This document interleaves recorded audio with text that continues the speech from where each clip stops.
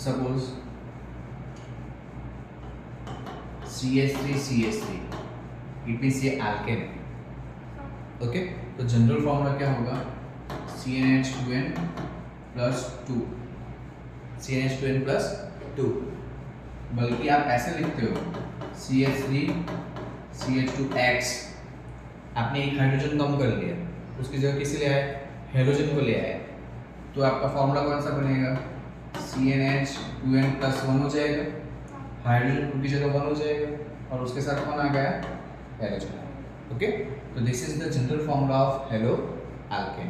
पहले ये हम कर रहे हैं।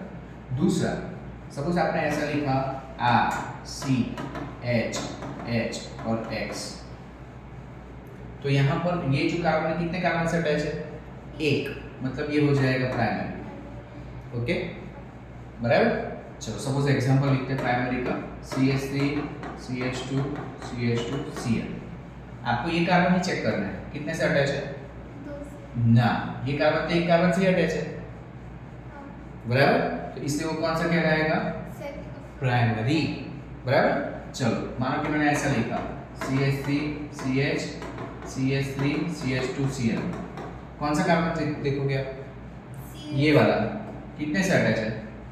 एक ही कार्बन से अटैच है, जो कि ये, बराबर। इसलिए कौन सा हो जाएगा? ये प्राइमरी, बराबर। चलो मानो कि मैंने ऐसा लिखा CH3 CH3 CH3 CH2 Cl, बोलो कौन सा हो जाएगा? ये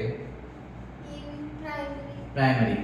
उसका मतलब आप शॉर्ट में देखो तो जहां जहां CH2 Cl है ना, वो प्राइमरी है। देखो CH2 आना चाहिए, CH2X that is primary, CH2X that is primary.